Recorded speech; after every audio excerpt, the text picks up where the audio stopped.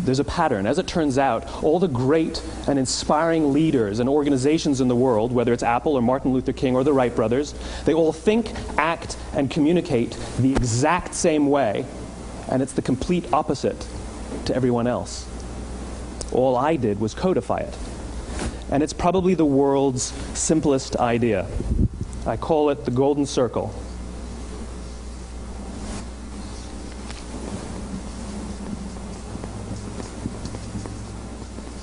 Why, how, what? This little idea explains why some organizations and some leaders are able to inspire where others aren't. Let me define the terms really quickly. Every single person, every single organization on the planet knows what they do, 100%. Some know how they do it, whether you call it your differentiating value proposition or your proprietary process or your USP.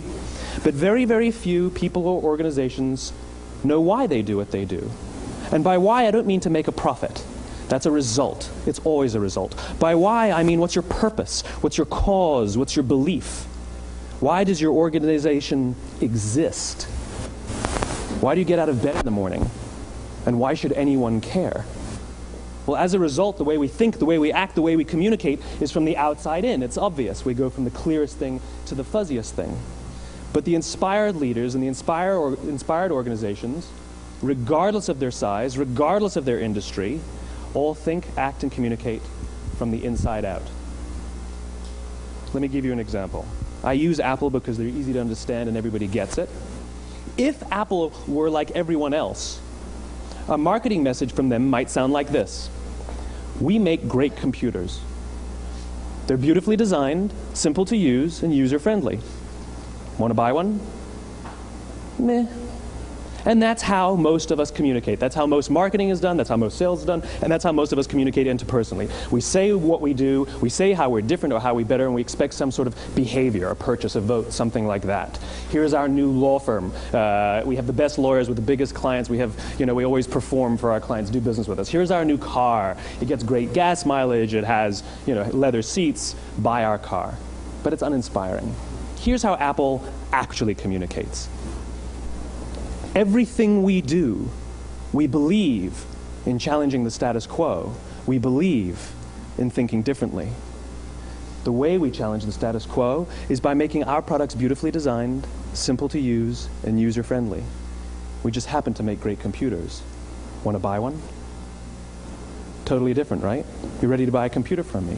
All I did was reverse the order of the information. What it proves to us is that people don't buy what you do, people buy why you do it. People don't buy what you do, they buy why you do it. This explains why every single person in this room is perfectly comfortable buying a computer from Apple. But we're also perfectly comfortable buying an MP3 player from Apple, or a phone from Apple, or a DVR from Apple. But as I said before, Apple's just a computer company. There's nothing that distinguishes them structurally from any of their competitors. Their competitors are all equally qualified to make all of these products. In fact, they tried. A few years ago, Gateway came out with flat-screen TVs. They're eminently qualified to make flat-screen TVs. They've been making flat-screen monitors for years. Nobody bought one. And Dell came out with MP3 players and PDAs. And they make great quality products, and they can make perfectly well-designed products, and nobody bought one. In fact, talking about it now, we can't even imagine buying an MP3 player from Dell. Why would you buy an MP3 player from a computer company? But we do it every day. People don't buy what you do, they buy why you do it. The goal is not to do business with everybody who needs what you have. The goal is to do business with people who believe what you believe. Here's the best part. None of what I'm telling you is my opinion. It's all grounded in the tenets of biology, not psychology, biology. If you look at a cross-section of the human brain, looking from the top down, what you see is the human brain is actually broken into three major components that correlate perfectly with the golden circle. Our newest brain, our Homo sapien brain, our neocortex, corresponds with the what level. The neocortex is responsible for all of our rational and analytical thought and language.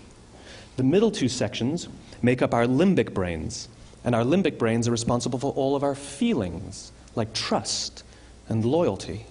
It's also responsible for all human behavior, all decision-making, and it has no capacity for language. In other words, when we communicate from the outside in, yes, people can understand vast amounts of complicated information like features and benefits and facts and figures. It just doesn't drive behavior. When we communicate from the inside out, we're talking directly to the part of the brain that controls behavior, and then we allow people to rationalize it with the tangible things we say and do. This is where gut decisions come from. You know, sometimes you can give somebody all the facts and your figures and they say, I know what all the facts and details say, but it just doesn't feel right. Why would we use that verb? It doesn't feel right. Because the part of the brain that controls decision-making doesn't control language. And the best we can muster up is, I don't know, it just doesn't feel right. Or sometimes you say you're leading with your heart or you're leading with your soul. Well, I hate to break it to you, those aren't other body parts controlling your behavior. It's all happening here in your limbic brain, the part of the brain that controls decision-making and not language.